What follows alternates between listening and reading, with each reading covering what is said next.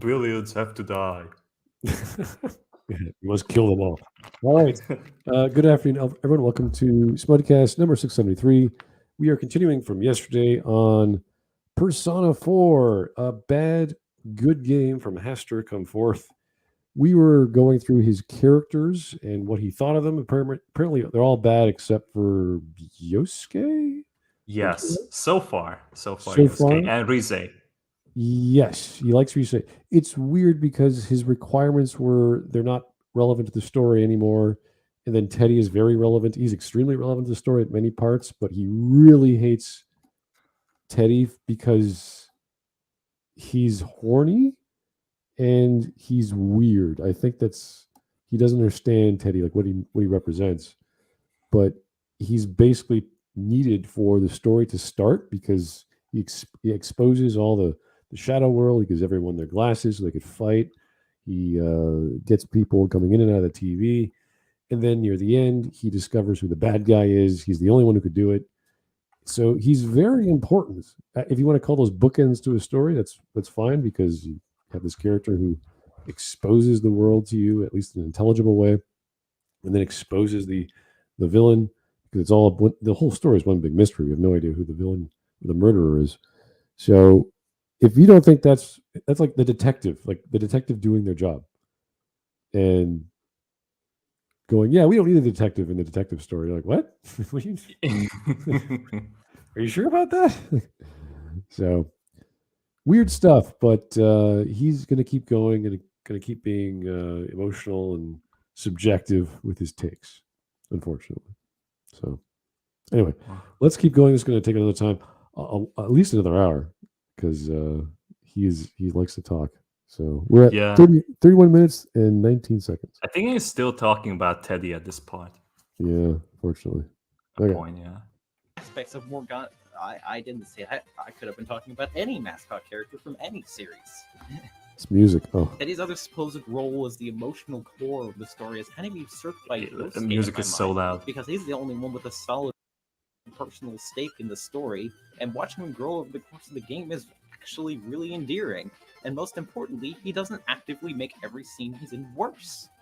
Oh, what's this? Do my eyes deceive me? Is this an actual good character? So Yosuke is the comic relief, and so is Teddy. That's pretty much the same role. Teddy is just up to 10, whereas Yosuke is like a 5 because he's a guy. He's trying to be also your best bud. He's got your back. Yeah. And he's also kind of pathetic in certain ways. He's got a hard life. And Teddy's like just doing crazy stuff regardless of the scenario. He's hitting on everyone. He's skiing down the hill on his body. He's just flying down the hill. So, he's there for laughs. And if you were a magical creature from another land experiencing all the diversity that is humanity and reality, you'd be pretty awed, your jaw dropped as well. You'd be like, whoa, what is all this stuff and color and taste and food and flavor and women and men and color, like everything would be amazing to you. So he doesn't like that, apparently, Mr. Hastur. So yeah, well, I think like Yosuke's reactions are quite organic to this world. Like it's just kind of like how a teenager from like the big city that comes to like this strange new village would react. Yes, this is the role of, at least in Persona games, you need a talking voice, and the main character is not going to do it. So you have a Yosuke, a Junpei, you have the Morgana, like acting as the voice for you, because that's just how it's done. That's how the protagonist is written. So to say he likes Yosuke is to say he likes the main character in a sense.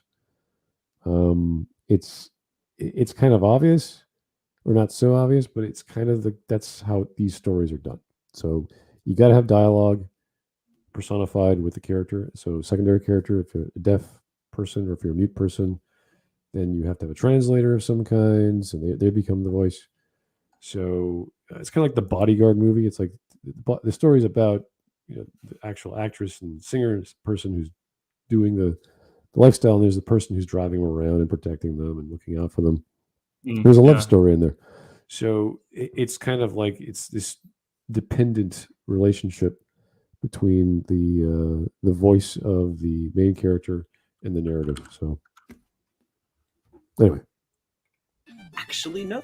It is an amazing character. Yosuke Hanamura is the best character in Persona 4, and not even close, Really? especially among the party members. Why? I think he's the best friend character in the entire Persona series. Really? Junpei's pretty good. Junpei is really good, and like the fact that like he has an arc as well. That like because like he's kind of like a pathetic romantic person. Like he tries to get along with the girls, and then like he befriends like one of the rivals, and Right. then like the length that he goes through, and like the strength he gets on the way, it is kind of like a hero's journey on its own, like a mini hero's journey. It is, because he ends up getting the girl. He ends up actually being successful, or at least being romantically involved in the spiritual sense, I guess you want to say, that Yeah, they both care about each other. They're both on opposite sides. They understand that, but they still like each. It's kind of like a Romeo and Juliet scenario. yeah, it's tragic. Yeah. Yeah, it's more. There's more going on in Junpei's world. Yosuke is like he likes the first girl who gets killed. Yeah, Saki Senpai. Yeah, so that's kind of sad. He's depressed over that. Fine. He's always flirting with the other two girls, kind of jokingly, not seriously. But Yeah. he realizes that they're his friends, but they're also girls. So he's like, okay, well, he'll joke about that. Yeah. But other than that, like, what else does he do that gives him an arc, that gives him character? I'm like trying to remember what happens with this guy. I think like his social link is really good because like he realizes his main problem, that like he has like this protagonist complex, that like he desperately wanted to be the leader, but like that kind of arc is much better with Junpei because like that's like part of the story. Here it's just like a private talk that you have to do with him, and like eventually he admits that like he really just wanted to be admired by and like praised by the main character because like he is the one that like he looks up to. Yeah, I think Yeah. that's the ongoing sentiment of the group. Even Naoto is like impressed by the main character at times. So Yeah. it's interesting because they all lack something, and it's usually sociability, friendliness, open to express yourself. And Nakamura is just like straightforward, like boom, boom, boom. Nothing bothers him. He's going to tell you the honest truth immediately. So it's different from everyone like that. Like same with Kanji. Kanji's pretty honest too, but he's sort of like, what? What do you mean? Yes. So anyway. Because his bond with Narukami is completely believable. I totally buy that they're best friends because their relationship is either strengthened or illustrated in almost every scene they're together in. That was the biggest issue with Junpei for Persona 3, because if you chose the male protagonist at least, you don't get to have a social link with him. And so later, when the game treats you like your best friends, it doesn't feel quite right. You don't need a social link to have a dynamic between the guy who has always got your back and the guy that you always believe in. Yeah. I mean, that's in all the Persona games, they always have that. So whether that's based off the social link is irrelevant. So. Like the social link is only like an icing on the cake. It's combining story with gameplay and allowing you to explore more subplots with the character, which is fine. Yeah. Nothing wrong. Does everyone have to have one? No, but to explain the relationship is like Junpei did a good job. Junpei's thing was he doesn't like after school. He doesn't know what he's going to do. He doesn't know. I mean, can I still do baseball? Is that my thing? I can't do the C's stuff anymore because the things are going to go away, all the demons. So what has he got? And he has nothing to fall back on. That's like this big mystery for him. Yeah. With Yosuke, he's got his dad's shop.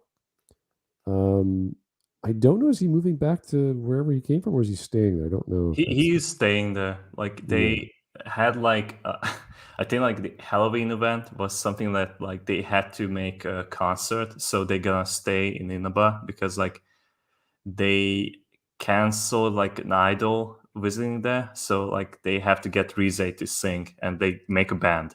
That's like one part of the game. Yeah. But like nothing real like conflict. It's just like he just doesn't fit into that new world. I don't see him as too dramatic. I don't know. I'm trying to compare him.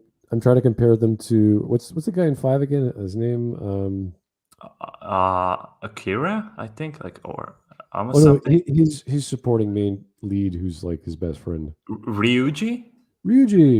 He's the guy who's getting again can't get any of the girls. Yes. The butt of all the humor. He is much more of a comic relief than Yosuke. Yeah, but they have the exact same role. They all do. Yeah. So I don't know. Yosuke is fine. I don't think he's a bad character. I don't think his role is bad. But Junpei is a little more dramatic. Yeah. And Ryuji is a bit more comedic. So maybe it's a nice balance. I don't know. Maybe that's what he likes. I don't get it because he made the argument that this is the best character of all the Persona games. I'm like, no. I don't know. Not much going on. Anyway. Naoto easily body slams, I think, like Yosuke. She's got a lot going on. Yeah. She has way more going on. Things happening, yeah. Same with Kanji, anyway. You and him have barely connected on a personal level. Yosuke does not have this problem. Not only does he call Narukami partner and not appreciate what anyone else does so. Yeah, but doesn't Teddy call him sensei? Yes. He looks up to him as a master. Like this is the thing. Everything that Yosuke is also what Teddy is, but more. Teddy is, the same elements, the same role, just more. And because it's Teddy, he's subordinate to Yosuke. So he's like looking up to Yosuke, like, oh, what do I do? You're my boss, blah, blah, blah. Yeah, and like by the end of the game, like they like make jokes at each other that like, oh, we're gonna do this again. Oh, Yosuke, you're such a pathetic loser. And like they both left it off because like they know each other by now. It just they actually have a friendship, like connections like that. They grow as characters. That's like so cool. You don't really get that with the new one. It's just really cute. But he was also the first real member of the investigation team, was the only human being to watch Narukami receive his persona, and Narukami returned the favor later on. And not only this, but Yosuke's stake in the plot and role in the story is probably the most understandable and believable in the entire game. He is literally the only character in the entire team with a personal tie to the murders that happened before the plot started, and before Naoto arrives on the scene, he's like the only one who actually seems to use his brain. I think everyone uses their brain. They don't know what's going on. It's a mystery. I mean, like, if we really want to go that way, Namatame is the first one. Oh, jeez. I mean, Dojima you're associated with Dojima, so you have a personal stake, I guess. I mean, then what's her face gets kidnapped. Like that's pretty serious for you. Yeah. So Yukiko. Yeah. Yeah. There's all kinds of stuff happening to everyone personally in this. I mean, Nanako. Yeah. Nanako. Yeah. So it's. I don't know, dude. Yeah, he's the first for sure, but like that's the problem I see with this character, or at least the first guy to get his persona outside of the main character, is that they have to rush it along. Yes. Because there's not enough time, and you need that second crewmate to play the game properly. So it's not just one versus an army of monsters. It's like, oh, me and this dude. So if you look at his and Chie's shadow self, it's pretty quick. And you have to get it under wraps. Say, okay, yeah, she conquered herself, blah, blah, blah. Yeah. Same with Yosuke. Like Ryuji from Persona 5, and like he needs to face Kamoshida. That is also very fast. And I feel like that's even more rushed because you have 3 other characters as well, other than the main character as well. And 2 of them have a personal stake in this. And it's just like, it just brushes over it very quickly. Okay. It's so bizarre how poorly he's treated by everyone, because Yosuke does way more for the team than all the others combined. He was the one who pushed them to get the scooters. He organized the beach and ski trips. He's always the one obviously trying the hardest. So he's a manager. He's a guy who organizes people. That's nice. I mean, that's kind of like saying, Chie is the heart of the team. She's always the optimistic one. He gets things done because he's the son of a businessman, so he has those skills.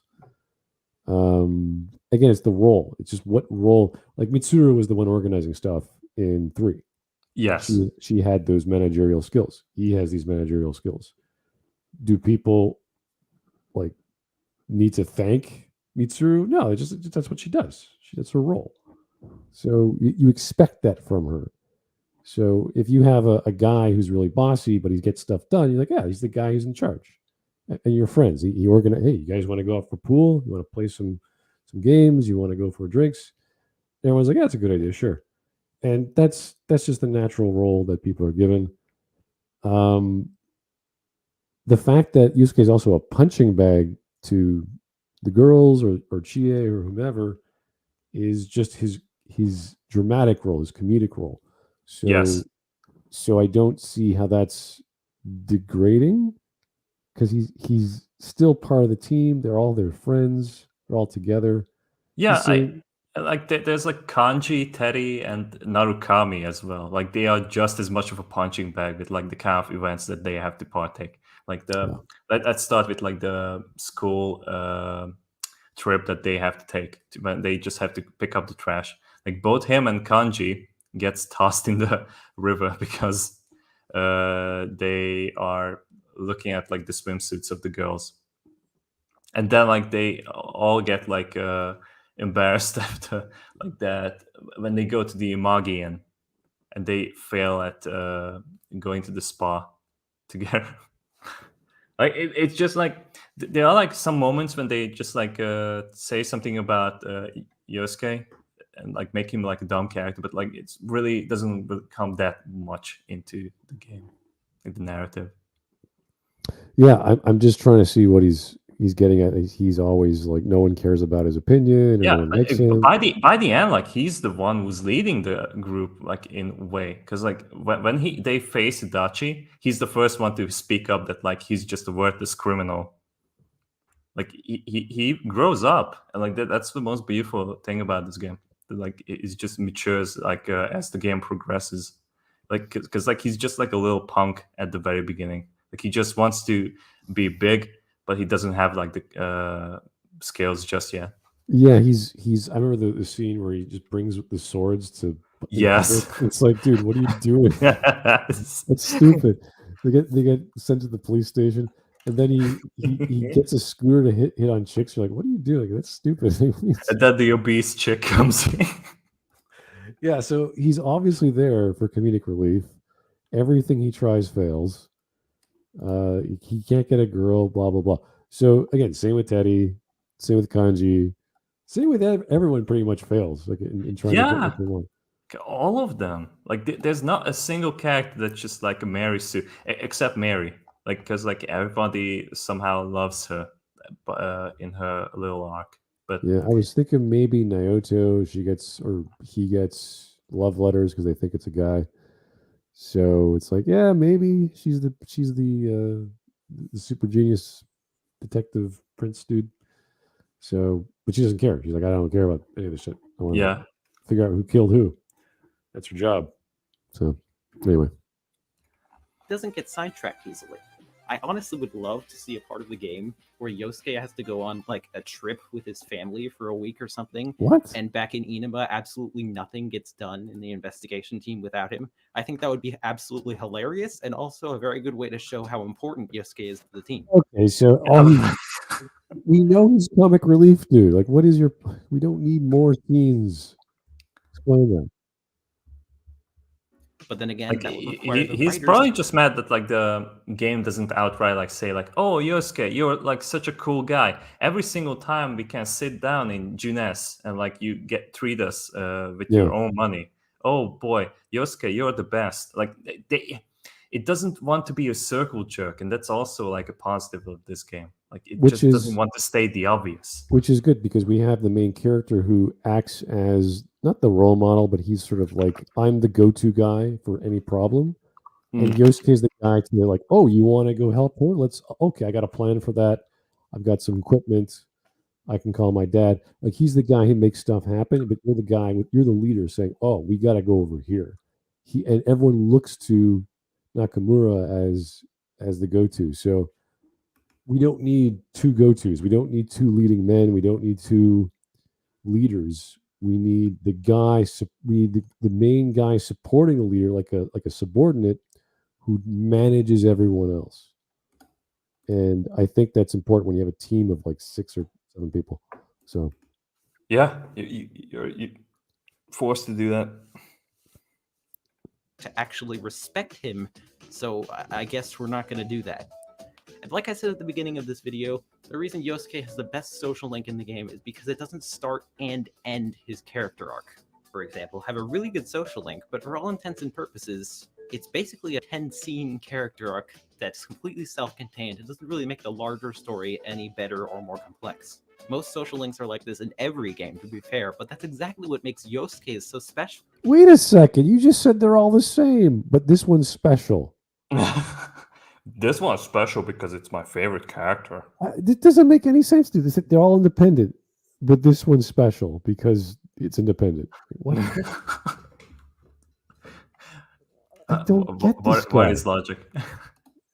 You have to say something is special or unique, and then you say, no, it's all the same. What? Anyway. The reason Yosuke's social link is so fresh is because it provides background and supplemental material for his character arc that So do all the others. That's the purpose of all the other one, yeah. You're telling me Naoto's character arc with her grandfather playing games with her, does not provide any background? That provided like so much. I would say like that's like the most revealing one because like it's kind of like Naoto's charm as well. Is that like she's like a mysterious woman that like when like she finally admits it, like she's just extremely insecure and like all the shadows are reflecting on this. But like once you like get into like the deep ends of like the social link, then you reveal like yeah, like it's time to face myself, and that's why you upgrade your persona via doing that, yeah. Because like they finally face themselves. Yeah, this is getting like favoritism. It's so biased. Yeah. takes place in the story.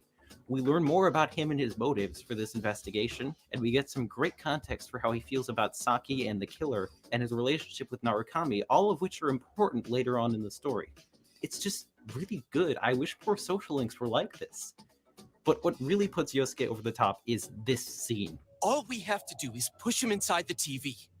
That's it. We do that one thing, and this is all over. This scene is fucking insane. Yosuke is literally begging you to let him murder the guy everyone thinks is behind the killings. Yuri Lowenthal's performance literally goes too hard for the dialogue portraits, and it's a really amazing moment for Yosuke as a character. Time and time and time again, this man who he believes killed his almost girlfriend has slipped away from them, and he is not going to let him get away yet again after he killed his best friend's little sister. The fact that Yosuke is so angry, not just at Namatame, but also the team for trying to shut him down, makes this a really strong moment for him as a character, because this is like the only time the team ever disagrees about anything, basically. And that self-confidence is a sign of his role to come in the story. That's not confidence. He's furious.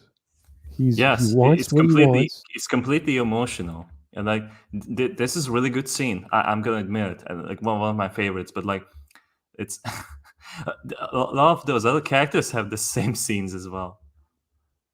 I'm not getting what he disagrees with the plot or whatever. It's like, okay, yeah. So do every character whenever you encounter their shadow. It's like, don't go there. I don't want you to see. It's like, we're gonna go. You are not me. You know, and they have to realize that it's embarrassing, but they have to fight through it and blah blah blah. Like there's plenty of scenes where characters disagree. So yes, I like the friend foe dynamic of characters and villains. That's great. Um, that's expected of storytelling. I don't see how that's anything special. It's called drama. You care about what's going on and why they're conflicted, but that's just standard conflict. So I don't get it. I don't know what the big deal is. Now that Adachi has been revealed, there's no more need for investigation. So instead of being the de facto brains of the team, Yosuke kind of becomes the leader, because Narukami leads. He's the brains of the team. No. Maybe Naoto could be, but that's Like if we want to like break it down, I would say like, maybe Yosuke is the lancer of the group. oh, I don't know if I'm wrong. I would have to look at the archetypes to see what exactly. Yeah, but like he's definitely not the brains. Like he is probably like the most emotional because like he does have like the personal gripe against the murderer, but he like I would say Yukiko is like more intelligent, and then Naoto comes in and like she absolutely obliterates that position. Yeah, everyone is kind of Like like, all her deductions are correct. So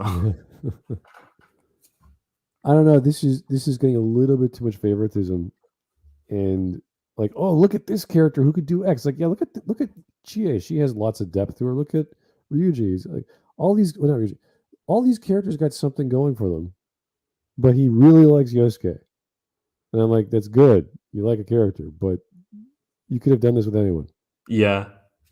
Like the scenes with Teddy, exactly the same scenes, but with a positive light. It would be the same argument. Yeah, like when you have like a Teddy scene where like it's just him and Narukami, they're usually like it's a much serious tone, and it feels like they are just reading like a Yosuke scene. Because like, Teddy is questioning like his existential problems, and then like how he failed to like save Nanako-chan, and it's just like I don't know, like how did he miss that?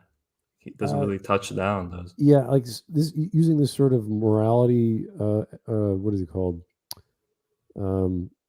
Just this kind of sense of morality justice with the villain is like, okay, we got the guy, we know who it is, let's kill him. It's like, wait a second, Wait a minute. Yosuke, slow down there, buddy. We got a police investigation going. We got people involved. Let's try to keep this as just as lawful as possible, and not commit murder. How's that? Yeah. Legally cannot speak unless spoken to. He really matures. Why throughout can't this I be game, smart? And I can't even tell if this was written intentionally. He is But the way it brains of the happens group. Is really gratifying to see. The biggest problem with Yosuke, and the only common complaint about him that I actually agree with, is that he can be kind of a dick. He has to check all the pervy best friend character boxes after all. His horniness is not quite on the same level as Teddy's, and it is far more infrequent. But what sets him apart from Teddy is that he's the most common outlet for Atlas to spout their homophobic bullshit through. What? What? What? What homophobic? What? When was this in Persona 4? Oh no! Where's the homophobic bullshit in Persona 4? I've never encountered any of that. Oh no! Wait! When they reach Kanji's sauna dungeon, Yeah. and they like Yosuke like tells him several times that like, dude, I'm not into this shit. It's like I don't swing that way. Maybe that's what he means. Yeah, but that's not homophobic. That's like, it's not homophobic. That's totally normal. That's like no. That's like the straight answer. No pun intended. Yeah, I'm uncomfortable with what's going. Who wouldn't be uncomfortable with a flagrantly gay shadow demon creature going on and on about how much he wants to jiggle his ass? Yes. Like it's kind of like, what the hell is this? Even the girls are creeped out. Yeah. This is not because they're homophobic. It's because everyone's creeped out at the weird demon creature who's sexualized the bath scene. Oh no! This is gonna be such shit show. This is so bad. Yeah, obviously. Yeah. Oh. Let's go. Horribly aged jokes. And yes, I will be getting to the queer subtext of this game soon enough. Don't you worry. This is where the fact that the game came out in 2008/2012 is usually mentioned, but that excuse doesn't hold up anymore because the 2020 PC port of this game is entirely unchanged from the original in terms of content. What's the problem with that? Like that's He's exactly what we want as fans. He's arguing because we have a remake or whatever in whatever 10 years later. Doesn't matter how long. It's just a re-release. They could have Literally a changed it. re-release. They could have changed entire lines. I mean, that would have to recode entire scenes, rewrite Because entire it's jokes. too sensitive. Like, why is too sensitive about Persona 4 Golden? This is getting like, oh, in my country we have language laws to prevent making jokes about black people or whatever the dumb language. Like Canada might even do that. Like who knows? And now we re-release a game in Japan, and then we port it over to Canada. The translators gotta somehow censor that. It's like, no, fuck you. Fuck no. And like that's the very first thing that you see when you start the game, that like none of these things are real and this is just a video game. That's like the disclaimer that you're gonna read when you start the game. Yeah, I want a story that was made in 2008 to be in 2008. I don't want modern language. I don't want modern sensibilities. It's like, I don't want censorship in my game. Like Well, they can like make translations that like you can understand like the context of like this game better, but other than that, I don't want it to be lost. Like I want exactly like what they intended. This is, imagine something popular like Star Wars where people didn't, I don't know, some people didn't like the bikini scene with Leia. It was too demeaning, so why don't they redo it so that she has more clothes on? It's like, no, she's a slave to a That's hut. the whole point. That's like removing the context. Like, how do you remove Yosuke's if you remove Yosuke's reactions like in the kanji dungeon, then like what are you gonna get? Like that's just removes the entire like scene. It's pathetic to bring anything modern and say, well, it's not modern, even though it's 12 years ago. I thought they'd be smarter to modernize. It's like they're not trying to modernize the story. They're trying to upgrade the art and sound and the text and the aspect ratio and all the other good stuff. So we could play it in modern hardware. That's about it. Jeez. And meaning that the company still believes it holds up and hasn't aged poorly. Sensei, what does it mean to It's fine. somebody? No. But by the end Yes, glump is funny. It is funny.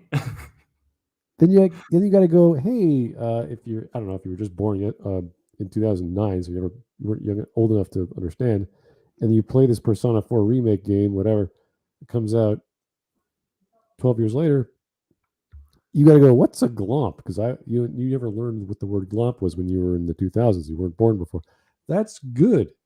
You've learned a word. You've learned a slang term that you've never heard before. That's cool. That's normal. Yeah. And this is also reflecting like that scene with Teddy, that like Teddy is just so oblivious of like what these things mean. Like he just wants to sound cool, that like he knows those words, that like he just doesn't get it. Yeah, that's the comedic part in it. That's the scene where Dojima walks in and is like, what the heck are you guys doing? What the hell is going on? That was so good. It's so good. But he's going to say, it's homophobic. Oh, here we go.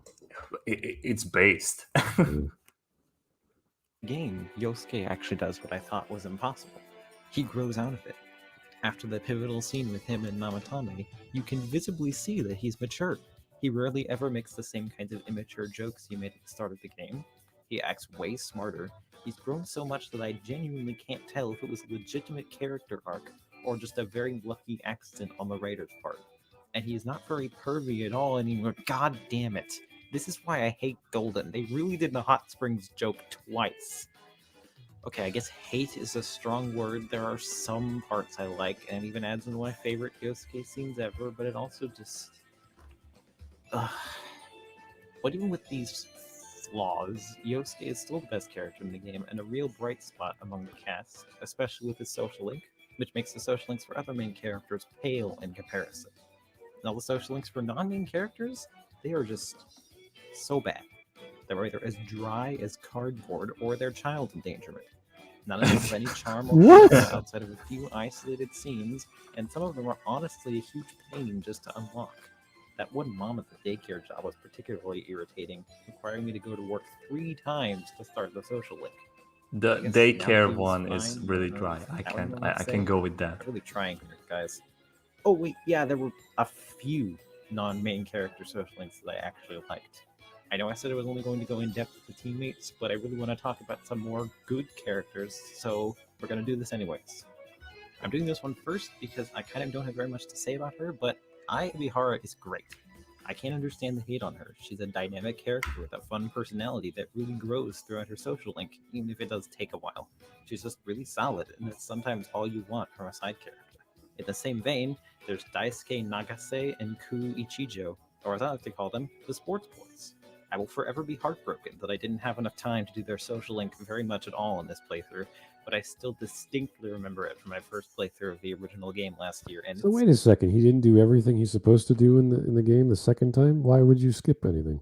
I don't know. Like, There's like plenty of time. You don't need to max out your skills anymore. So like you have plenty of time for the social links. Oh, yeah, that's right. I don't know, maybe he's going for something else, but why wouldn't you do everything again to, capture whatever you needed to capture? Like, it's weird. I don't know. All right, whatever. it's just a delight, man. I really like social links with 2 characters instead of 1, and Daisuke and Ku are incredibly believable as friends. They fight, they joke around with each other, but they still always have each other's backs. And now they have Narukami's back, too. So thank you, sports boys. Thank you for being the only good part of my first playthrough that wasn't Yosuke. Now that those more minor characters are out of the way, let's go to the big ones that are probably no surprise to any of you, the Dojimas. Let's start with Nanako, who is definitely the least interesting of the 2. Not because she isn't good, mind you, but there just isn't very much to talk about with her because she's a child. I like how she matures over the course of the game, but she's still a 6 or 7-year-old kid. She's never going to be the most complex character. Suffice to say, she's very cute and I like her, even if I'm not usually the biggest fan of little kid characters. It's just a personal thing with me. One thing I will say is that the whole thing about her in the hospital genuinely had me livid. Not necessarily her getting kidnapped, but her literally dying just to tease some emotion out of the player. Well, guess what? I don't care when it's set up as badly as this. Wait. Set up badly. But when this happened, I literally thought like I did something wrong in the game. Yeah, it made you go like, did something really screw up that I missed? Like a clue? Should I have maxed out her social link before this happened? Yeah. That was my first thought about it. And when this happens, you really want to get at who the hell did this to her. It's motivating. Everyone's furious. Teddy goes nuts. All the girls are crying. Everyone this is drama. You care about your characters when they get hurt, and especially Narukami because he has they joke around. He has like a sister complex, even though he's not technically her brother, but it's family. Cousin, come on. Cousin, yeah. It's like this is all I've got in this world aside from my friends, and she's this innocent girl. So it's personal. They've made it personal in this murder mystery, which went a very strange direction with this. Yeah. Sounds harsh, but I mean it. They do the cliche heartbeat flatline and everything. They tell you she's dead. We all stand there for a quiet moment, long enough for someone to, actually die without a heartbeat, and then she just comes back to life afterwards. The thing is, this development itself is actually not bad. It pushes these characters. Not bad? If it wasn't for wait a second. Does he like it or does he not like it? Before that, he said he just doesn't care. And now he says it's good development. Dude, make up your mind. This is so bad, but it's actually pretty good. What do you? It's actually pretty good, yeah. It's done so poorly, but it's not bad. This burger is fucking horrible. But by the way, the sauce is pretty good. The fries didn't cook all the way, but with the sauce, it's pretty passable, I would say. The way this guy thinks is it's like backwards day every 2 seconds. Oh, wait a second, no, it's actually pretty good. What? I think about it for 2 more seconds. It's actually okay. Like, why are you making opinions? Stop and think. I don't think Yosuke would want to murder Namatame. Yes, he does. Yes, it does. That's the whole scene. If you don't reason with him correctly, then you're gonna fuck it up. He's gonna go with the thing. This is you showed us the scene. He wants to kill the guy. He played through this game twice and like he missed that. How? This is weird. I would not be mad at all if they had the balls to go through with this and play it straight, but they don't. You do. As if this wasn't Whoa! Wall of text out of nowhere for less than a second. a heartbeat flatline and That everything. is They again. tell you she's dead. We all stand there for a quiet moment, long enough for someone to, actually die without a heartbeat, and then she just comes back to life afterwards. The thing is, this development itself is actually not bad. It pushes these characters to the absolute breaking point. If it wasn't for this, I don't think Yosuke would want to murder Namatame. I would not be mad at all if they had the balls to go through with this and play it straight, but they don't. Devin, like, how about slowing Oh, down the they had video? the balls. Yeah, that's right. Oh my god, this guy. Why do YouTubers do this bullshit? I don't know. Wall This of is not. text. This is not a comedic To video. You go shouldn't do something like this. Through with this and play it straight, but they don't. Oh my god. To be perfectly clear, I'm not saying that I want Nanako to die. Yes, you did. You wanted them to play it straight. That means you want her to die. I'm saying that if Persona 4 wants to get this kind of emotional response out of us by making events like these, it needs to not cheapen them by just having everything be okay afterwards. She's still in a hospital bed and she flatlined. That's not normal. That just makes you feel cheated because the game tricked you. No, they showed you what happened. Like if you decide to kill Namatame, she's gonna die because somehow like that's also related to Teddy. Like I guess like Teddy just can't bear it that like you kill a person. Yeah.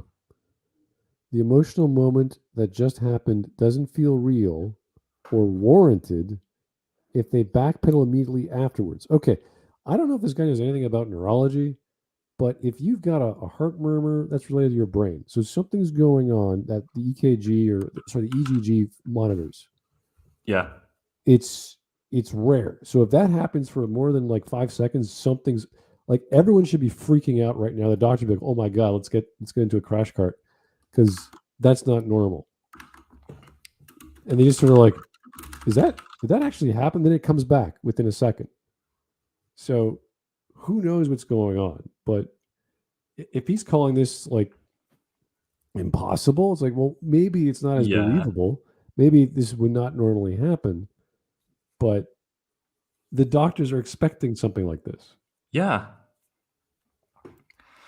Oh, there's also like, why this much text? Like in a split second as well. Yeah. This is. Marie also has a fake out death after her boss fight in Golden, proving that the writers still hadn't learned their lesson. What lesson, dude? The one that you just made up? I am not advocating for Nanako to die. Oh my god. I'm advocating for the writing to be good. What does that mean? I feel like if you have to bring it up multiple times, you don't want the person to die. You just want them to die, don't you? I hope you understand, and thank you for your time. If you actually pause to read this, you're a real one. I'm a real what? A real fan of the game that you so real human being. Yeah, this guy. Real hero. Oh my god. I don't want Annika to die, but it would be nice. It kind of reminds me of that like one stream we did with like Mother's Basement. I don't want this person to be barred away from making manga, but he should have his account barred anyway. But you should boycott him. What? Okay. Anyway, This wasn't disingenuous enough. Disingenuous. I wasn't entirely correct about Nanako coming back to life. As a matter of fact, she only comes back to life if you don't kill Namatame. If Exactly. you do, she stays dead. What kind of writing is that? Okay. You failed. You decided to like go for like the easy option. Yeah, you Which is like chose. just like completely trusting your primal instincts without thinking. You do the wrong thing, and bad things happen as a Oh, result. by the way, of- Lol is here. If you can add him. Oh, I didn't notice. I was paying too much attention to that. Yeah. Hey, Lol, how's it going? I can feel the flu season has struck. Oh, My body boy. is erupting, yeah. but I wanted to at least be here and listen in because this is some real only human after all energy. Yeah. It's like I'm putting a wall of text here. Yeah. I don't want Nanako to die, but I really would like it if they did it. But I really don't want her to die. It's like, wait, make up your mind. Listen, I don't want a child to die, but it'd be really cool if they did. I don't want the child to die, but I don't know. This other person's got to go, so sorry, Nanako. This kid. I don't know, man. Make up your mind. Have an argument. Be consistent. Check your script before. Like, this was a wall of text on the scribbles that he was writing for years until he finally decided to make a video and play through the game a second time and whatever footage he was trying to get. And he didn't bother to like go over it, like think, oh, maybe I got some facts wrong. No, just go with it. Just get all that scribbles and put them together in a big word processor and just read it. Mispronounce words and get your. It's like he's reading a script that he doesn't know how long the sentence is, so he just sort of says in one breath. It's supposed to be a reward for choosing the right option, but It is. You save her life. it just feels so hollow. Like Saving your sister or little cousin's life is hollow. Yeah, apparently. Everyone's happy. Everyone's joyful. Everyone gets no longer depressed. It feels like he played through Persona 3 and was annoyed when everyone didn't feel like they just wanted to kill themselves by the end of November. Can you imagine him playing Persona 3? He's like, this is the worst game ever. There's no option to feel good. Why can't I talk to my friends like I'm a therapist and walk them through the 12-step process that I invented so they can all be happier people? What is wrong with this game designer? They are horrible at the game designs. Why can nihilism win? Why can't I talk the kid out of hating Shinji? Come on, man. Shinji, stop being a scaredy cat. That was like so fucking hilarious because I watched the animation and Ken's voice actor is the Evangelion Shinji's voice actress. And he wants to kill Shinji. And the main character's voice actor is Kaworu, like the last angel that Shinji needs to kill. that is just like holy shit! Like the entire voice cast of Evangelion's there, a bit like the roles reversed. Yeah, it's so good. Nanako is just a kind of plot device more than an actual character. What? Are you serious? Nanako is just a plot device? Like the Dojima plot line, the plot is like one of the coolest things in the game. Nanako likes cooking. She likes going shopping. She likes making dinner. She likes playing. Was that detective thing? Was that only in the animation? I can't remember. It's only in the animation, but I feel like it's on the point too. Yeah, like she's a little girl. What do you want? How much? What do you want from a 7-year-old? Like I feel like the fact that like they have the family drama is good enough on its own. Yeah, I think that's enough for a character. Yeah. This completely shatters any immersion you might have had and just comes off more as manipulative than anything. How? Imagine, if you will, an alternate version of this choice. Okay. Choosing to kill Namatame or not has no effect on Nanako, and she recovers regardless. Then it's independent. It has no relation to the rest of the story. Aren't you? Is this guy arguing that nothing's connected? All these characters are just there and they go away? That's like one of the stakes. You can't just like write Namatame out, because if you get that, then you will never know the truth. That's like pursuing the truth. That's the main theme of the game.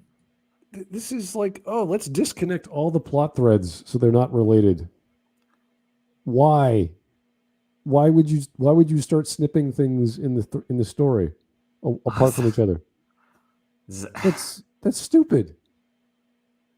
Now, if you're saying it's too complex, then you might want to cut it up. It's like, okay, you need a subplot here, you need a subplot there. Great. But he's like, imagine your choices have no effect.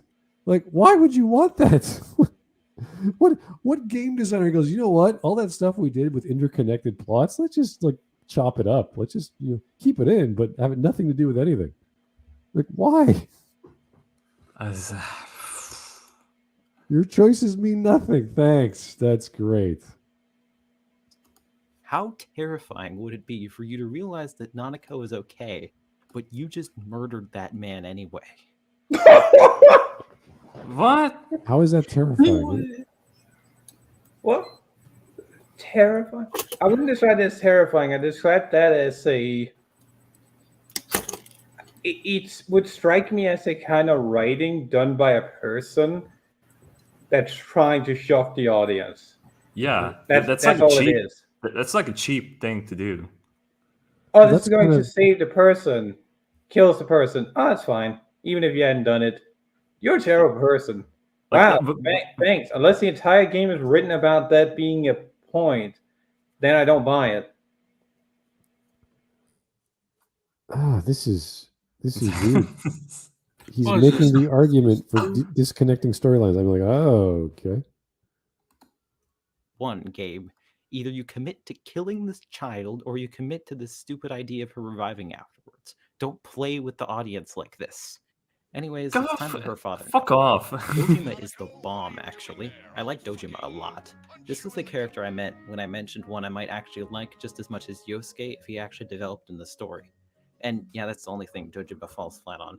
His social link is great, his personality is enjoyable, but he's a mostly static character throughout. So his personality is great, but he's a static character. He has a great social link, but like he's mostly a static character. Like even though like every chapter he gets closer and closer and suspecting that like something is up with his little nephew.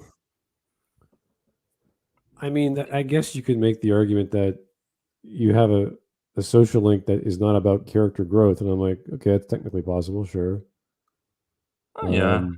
But he likes his personality, therefore it's okay. I'm like, what? What if he had a horrible personality you didn't like, or I don't know, a complicated personality you didn't understand, therefore bad? Naoto is too complicated a character, bad character. Like what? No. No, not at all. Of the game, and he really doesn't have a very big role to play. He gets knocked the fuck out during the end game, which is a real shame because we don't even get a scene where he gets to confront Adachi after his reveal, which was something I was really looking forward to.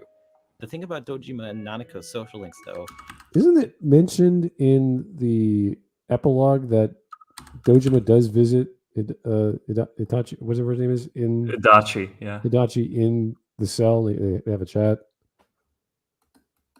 I seem to remember that, but maybe I'm wrong. Yeah, like he does. Yeah, we don't need to see that. We just need to know it's happened. Like that's fine.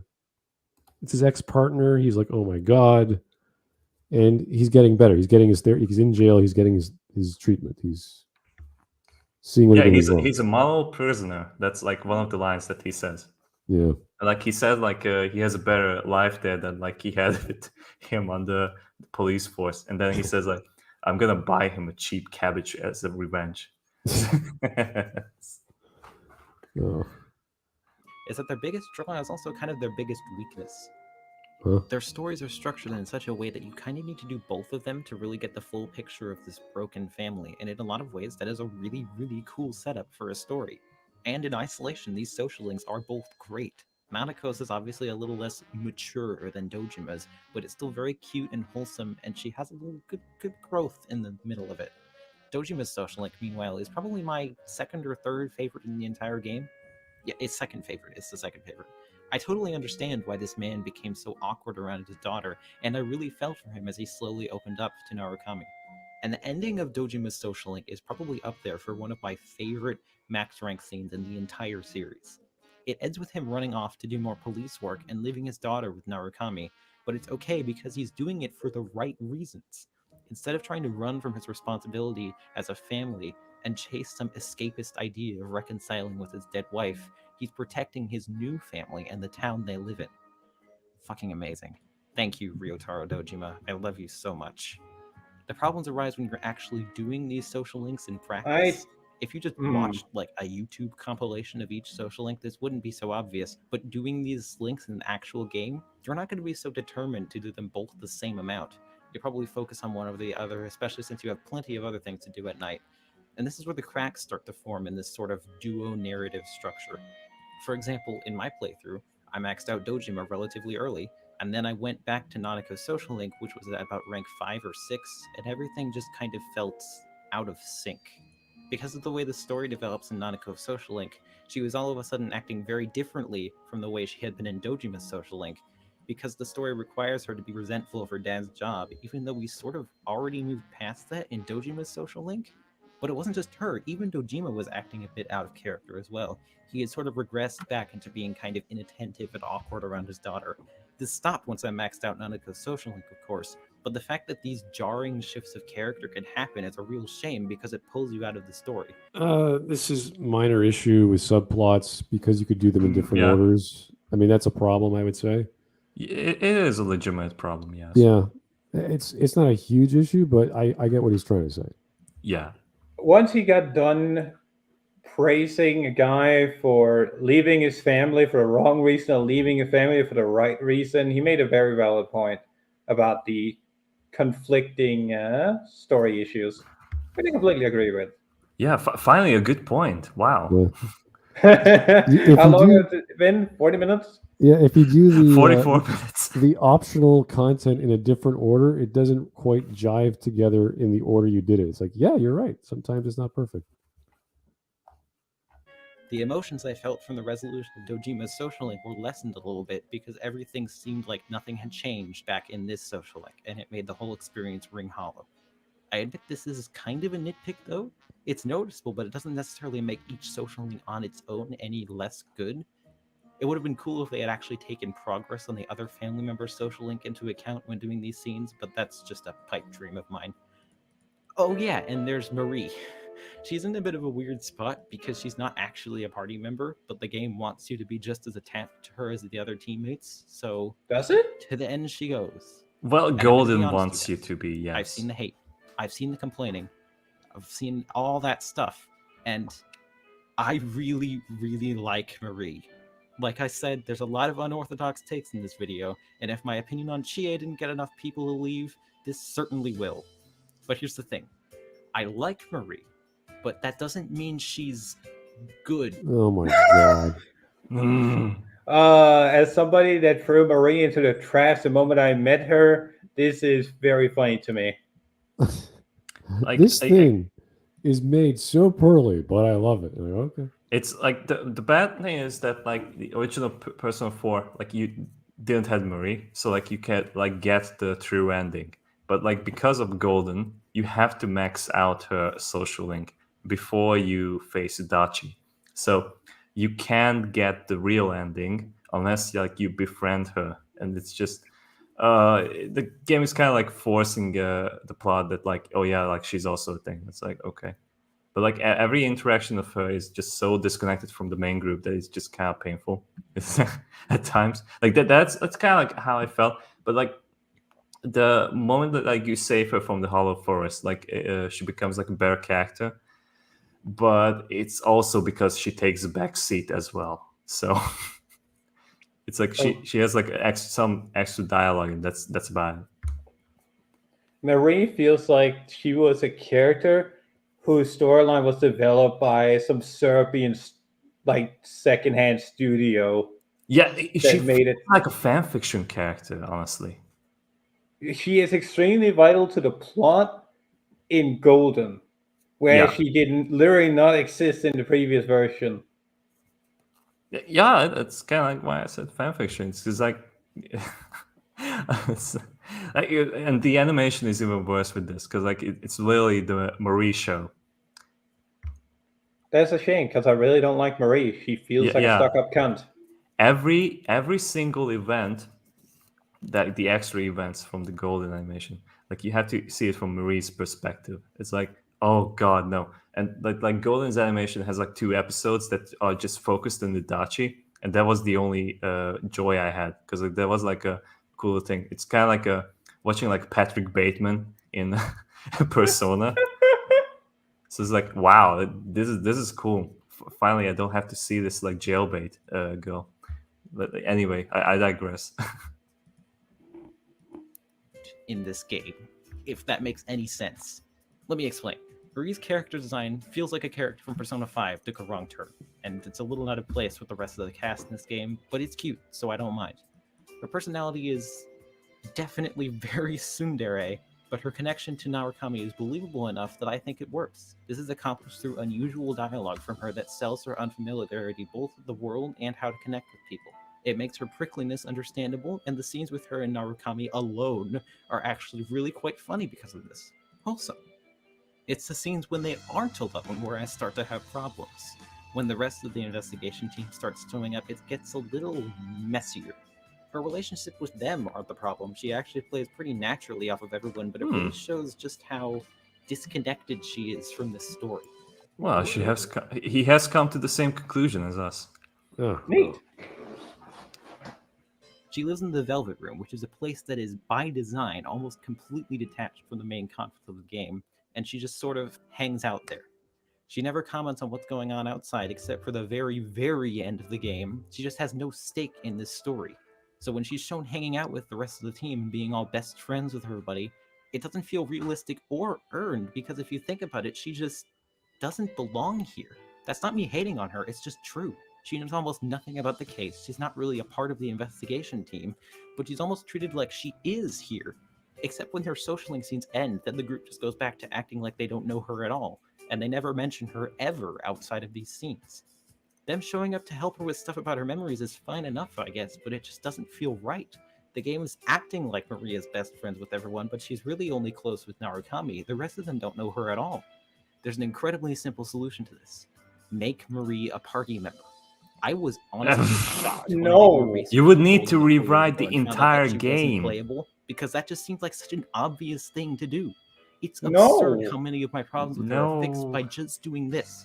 So you would have a greater connection with the entire cast, not just Narukami. You would have to rewrite that the entire Golden The story. entire story would have to be rewritten, because like then you have to listen to like what Marie's input is on every single thing, and because like Marie is introduced at the very beginning of the game, that's the full game. Marie Would would be she- the. Would she be like the tutorial? Would she be the true tutorial? Yeah, Like would she go to school? Like, what would she do? Like, I don't get it. How would she go to? I have no parents. I have no. Does she eat? Like, I think she eats, but I don't know how that would work. She's a god. She is yes.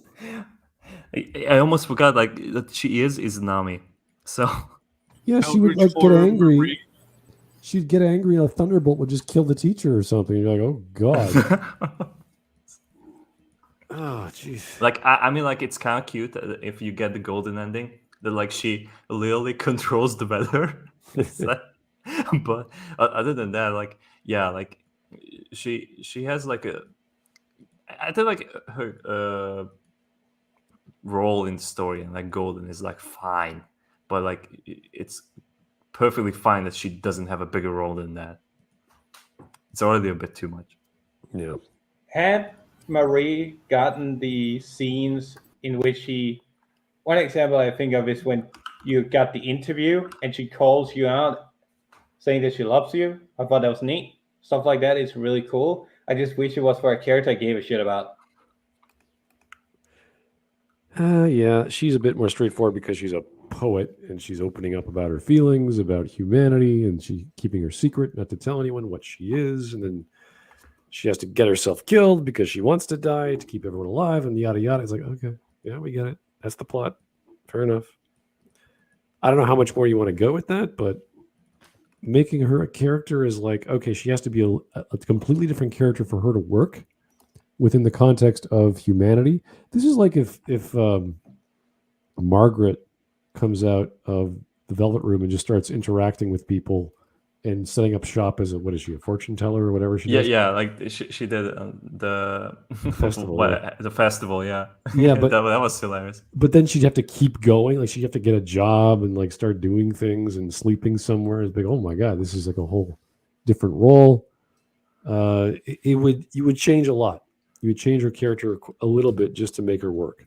And Marie would have to be changed a lot just to facilitate everything. And all the conversations and all the comedy and all the drama, all the poems. I guess she'd be leaving poems everywhere because she keeps dropping them. So that'd be a collecting part of the game, I guess. The big issue really is that she has that smell of Eastern European DLC. Oh, really? Yes. Where it's like, as Chopper said, she feels like fan fiction character added in. So for her scenes, when she's acting on her social link, then the character acknowledged her. But when that is done, she just doesn't exist because she wasn't written originally in the game, and they didn't go back and change that stuff to account for her existence. Yeah, it's like Despite Persona being 4 necessary Yeah. to get the good ending. Yeah. It's like everything was neatly done in the original vanilla game, and to add more stuff would ruin the dynamic. So they had to have a third party character who just is. I'm a villain. I'm a bad guy, but you like me and I like you. Oh, okay. So Oh, that's cool. Yeah. yeah, it's fine. It works if they want to do a little add on for fun. But this is what Atlas does. They always sell a second version of the games. Yeah. Which is fine, but there are some ways that you could do it better than others. Fuck. Yeah. At least I'll take this over Fez. Fez was such a fucking... Oh, Fez is awful. I don't care what anyone says. Fez is such a piece of shit. Why? What you It's only free Fez. All right, let's keep going. She would have a real stake in the plot and maybe some interesting things to say about it. And maybe she'd be able to grow on the players who just dislike her personality. Hi guys, I'm the villain. What are we going to do about me? I don't know. I'm a god. Blah blah blah. Okay. There's a gas station attendant. That's part of me. Anyway, have a nice day. Ugh. And the ultimate persona of the Aeon Arcana, Kaguya, fits Marie so perfectly that it has me half convinced Atlas was thinking about making Marie a party member with Kaguya as her persona, but chickened out because he didn't want to take a big risk when adding to this game that sold really well. Obviously, it wouldn't be easy to make this work, but if we start excusing bad parts of games with, well, it would have been hard to make it work, then Bethesda would own the industry. But almost none of that matters in the face of her rank 9 social link scene. Full stop, this might be my single favorite scene in the entire game, and it's on the list of my favorite scenes in the entire series. The background scenery on this hilltop is as beautiful as ever. The trees? That's just, sign? that's just the JPEG of a tree. I don't get it. No, the background is a fucking sign. Yes. That's just lines that are trying to look like kanjis, but I can't read anything. Yeah. I wonder what this man would say if he just looked outside a window in Germany and just saw the woods and the rolling hills going, yes, this might be pretty, but it doesn't beat that sign from Persona 4 and those PNG. It doesn't beat that sign from Persona 4 that doesn't exist. Oh my god. The music is enchanting, the voice acting is great, and I love the conclusion Marie comes to that she doesn't need her old memory as long as she can make more here in Inaba. That's honestly incredibly moving, especially considering how long it's taken her to get out of her shell. The fact that her memories have been the driving force behind most of her social link, and her just throwing them all away because she knows she doesn't need them to be happy, it's kind of beautiful. Looking at this I don't scene know, on like its own, it kind of Kanji's social link was more moving to me. That like he finally realized that like his old man's words, like he completely misinterpreted them, and like he just needs to move on, like be himself and not be afraid of like admitting that like he has like a few strange quirks, because like he might find some people who's gonna appreciate him for that. Yeah, the way he was treating his mom. Especially once we learned that it was because of his dad. And he didn't understand what his dad said before he died. It's like, come on, dude. Just get over it. That's not something to take to heart so seriously. So there's lots of great scenes. I guess this is dramatic for him that he likes it so much, but it's not like this is amazing. I was like, yeah, it's good, it's dramatic, whatever. Yeah, it's neat. I think the problem is that Marie is such, as he mentioned, is such a hard shell to crack, and it's very forced upon you. So you feel it's kind of obligated to at least have some kind of dramatic conclusion to it. Like it feels obligated. Whereas for Tanchi, you don't expect the side swipe you get from his conclusion. Yeah. Same with the ending of Naruto. There's lots of like, oh, okay, that's why all this is happening. And it connects with all the romance options if you go that path. I think there was a bit too many romance options with all the girls that you could just easily fall into a relationship like halfway through, and you're like, whoa. It's like, I think in Persona 4 they do a very good job of saying, hey, this is the point where you say that you love her or you push her away. Yeah. Whereas the other ones I felt were a bit too late for the relationship to really start. It's weird because there's sort of like this stage 1 relationship with the girls. It's like, you're already dating someone else. Do you want to start dating this girl? It's like, you can do that. Sure. What? Who cares? And then once you get to stage 2, it's just like, wait a second. What's happening here? Like, what are you doing? You're hitting on all of them. So it's kind of funny with that, but it allows you to do that until you get to like the stage 3. It's like, okay, now you have to make a choice. Set that she ends up getting her memories back later on anyways. Like, why did they ruin this quiet, moving resolution from her? Like, just like with a certain other part of this game, this really good thing is retroactively basically ruined when you play the game again, or if you just got spoiled like I have. But then after her social link ends, nothing. Marie basically just doesn't exist until the end of the game. So this really wonderful moment just sort of fades away because there isn't a bookend for it. And if you max out her social link Like really tears early, in as I rain. did, you won't hear anything from her again until January, unless you want some skill cards, which suck in this game anyways. Atlas wanted a cute new friend for Why the you team. What does he want?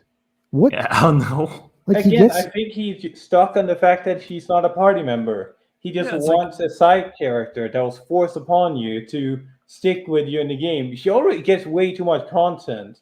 Yeah, Like What actually is. this guy wants a DLC for Persona 4 Golden wants to that Marie contains the DLC. Chie Yukiko subplot about the toxic relationship. Marie will return in Persona 6. God. She's This is so. This is so. It's like, okay, well, she gets an entire social link, which is great. She gets an entire ending and a build up to the main plot, which is what the argument the guy is saying that originally of why characters suck is they don't have any connection. But he's saying because there's only that, it's bad. It's like, what? Like, do you want her to be involved in your daily activities? Like, dialogue for everything you do, like following you around? Yeah, I think like he has these expectations because he played with Royal, which has like Sumire, and like she is like a playable character, but like she's also exclusively only available in the extra month that you get, like after Christmas. So it's you can't really get that. Yeah, this is I don't like that comparison because he's going from this bigger game of the same series that, well, they did it here. Like that's like 10 years later or longer than 10. Like things change, content changes, the deployment works differently. This is like, oh, if only they gave me more of the thing I want, which no one can read your mind, sir. This is silly.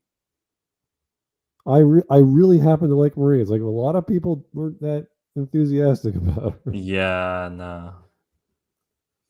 No one's saying she's horrible, but Devin, I completely agree with Devin. It's like so many, like every single time, like you talk to her, like she's gonna say like "you're a stupid jerk face," whatever. It's like it gets tiresome after a while. Yeah, I don't want that all the time. Yeah, it's kind of like how you have Rise is like always dripping over you. Yeah, Marie is always like, ugh. But Rise is cute. Yeah, I guess. I mean, they have a stereotype. this guy likes this stereotype. It's like fine, but now he wants more. Like just like open up a shop and she writes you magical letter. Like what do you want from her? Like this is so silly. To sell Golden, but they didn't want to put in the work. The work of So what? in the end, this perfectly good idea for a character. Also, ended like up almost- just a moment. Like there's also like the plot contrivance. Like because Marie can't be outside when it's raining. That's like a plot thing. Like every single time it rains, you can't see Marie. You can't interact with her at all because the gas station attendant is there. They can't be at the same time at the same place. It's like, it's how can you not think about that? Like you have to change that. Can I touch your hand? Exactly. Yeah. Hi, I'm Daisy Comic. Yeah, The High on Daisy is just brilliant. it's so good. wasted, and she's now hated by a large majority of the community because no one wanted to take a risk when we released. No, it doesn't matter. Okay, It doesn't matter imagine- like what the community thinks. It's about the developers. Yeah, if they added more content of Marie, that wouldn't make her any better or worse unless they ruined like the storytelling. It would just be the same girl with the same story revealing just as much because you have to wait till the ending.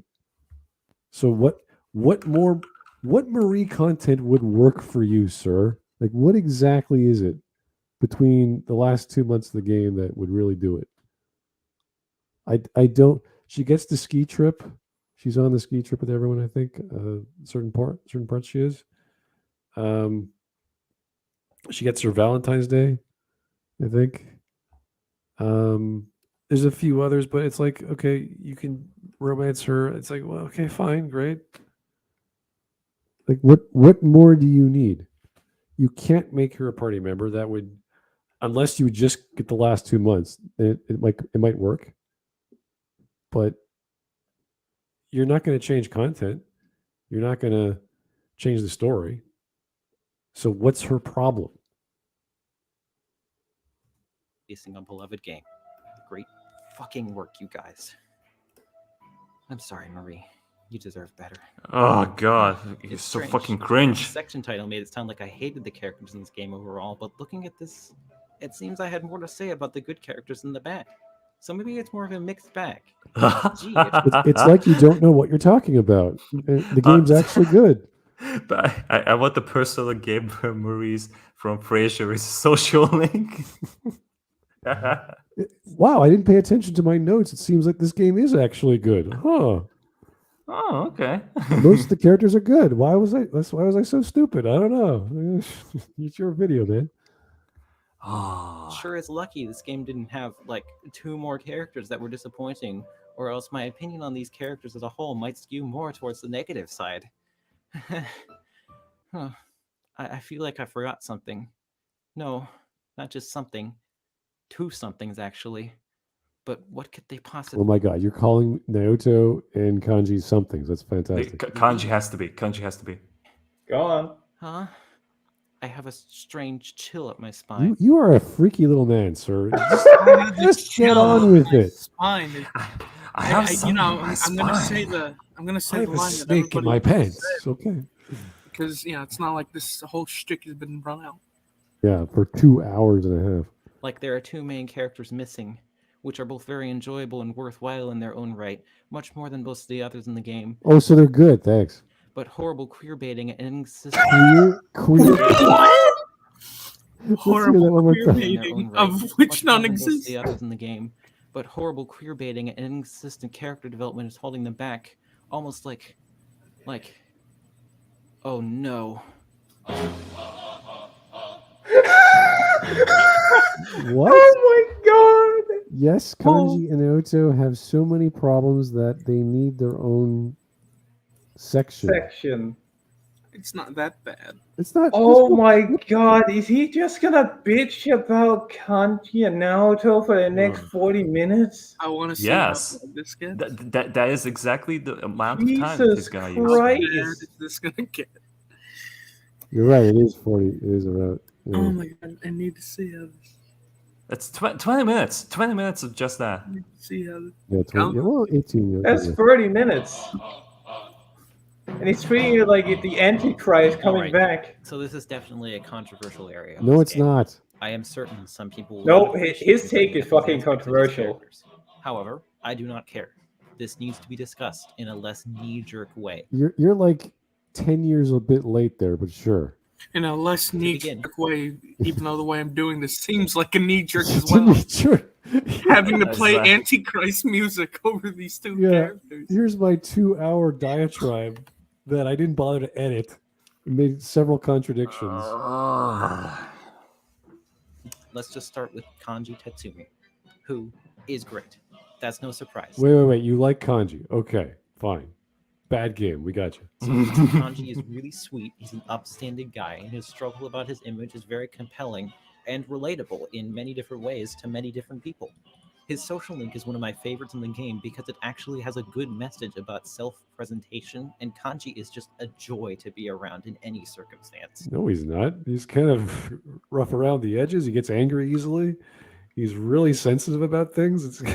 He's really sensitive, but like that is also like why he's the most hilarious guy in the game. Yeah, Like he's the fun. situations that he creates is just like, oh god, I can't listen to like Troy Baker like doing his role. I Yeah. think like that's one of his best characters because like how fun it is. It's too bad Troy took it personally, but other than that, yeah, it's a good. Yeah, well, Troy is like a faggot in real life, but like that's like another thing. I'm gonna say out loud because like he went to that queer area, so Yeah, of course he's gay. It's like, no, he's not, dude. Did you no, play he's the not. game?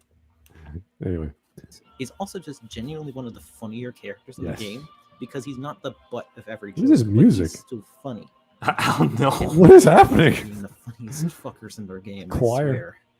The problems come with his strange We're gonna like attack Mesopotamia or something? What's happening? character shift in the middle of the story. It seems to be an examination of sexuality stereotypes and how Kanji needs to accept that he's gay. He's not gay. He He's didn't not gay. understand his social link. Fuck me. Like right after he returns, he says it out loud that like, well, I guess like I wasn't into You guys. I didn't just upgrade like your social link. Yeah, he's like, he- you don't even have to start the social link. Like that's the first thing like he says in school, like on the rooftop. That like I was just Rooftop, like scared of like being rejected as a friend. Yeah. You're right. And he talks about how when he was a kid, the girls made fun of him because he liked all the things they did. And his persona, or sorry, his shadow self saw that as girls are bad. I'm going to like guys now, which is Yeah. what the shadow self does. It's an exaggeration of what they think is a suppressed feeling or desire.